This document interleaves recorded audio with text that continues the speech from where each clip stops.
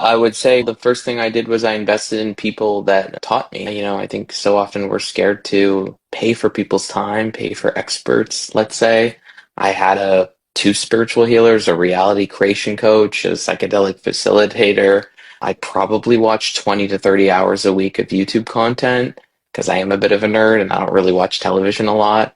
So I've invested in learning this stuff, and it's iterative, right? Because like in the beginning I was very much into like law of attraction, and I kind of was in that world, and then I didn't really think that it was really serving me in a way. And then you learn about manifestation, but if you have a dysregulated nervous system, there's no way you can manifest anything. So then I had to go and do energetic healing and some spinal energetics to kind of some breath work to kind of heal that. And it's just been iterative. But in terms of synchronicities in the past of the universe, everything's fallen on my lap in this beautiful way. For as you know, I find out about this person's like, well, you got to do this, and I do it. I got to try this psychedelic.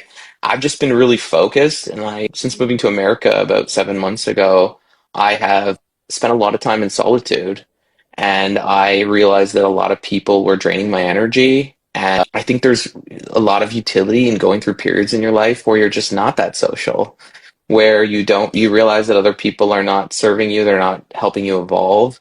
And when I first moved here, I didn't know a lot of people, so I spent a lot of time alone.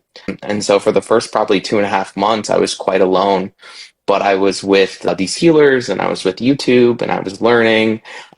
And I've just been someone who's not really ever satisfied until I keep going and learning. And it's not like I'm ever going to stop learning. But when I was healing myself on a psychological level, I was also healing myself on a physical level, teaching myself about filtering my water and getting certain things out of my house and taking certain supplements.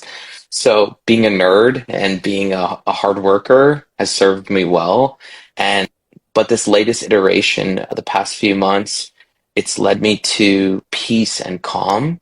And people see me on podcasts or they see me on TikTok doing these videos and stuff. And because I am a Virgo and we like to do a million things, I'm kind of like a lot of different personalities to people. But I think if you meet me in real life, not listening to my music or not seeing my comedy videos on TikTok, you would find a person who's a lot more chill and calm than their persona. And so my default state and our default state is peace and calmness. And I think it's really important for people to understand that low vibration emotions are actually not real.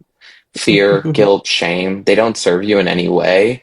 And we feed them all day long. And when you stop feeding them, you stop feeding those thoughts, you stop feeding the toxic people that are bringing those things into your life, your whole reality starts to shift, and you only get reflected back to you in the universe what you are inside. And that's why I think life is such a beautiful consciousness simulator, because it's not on other people anymore.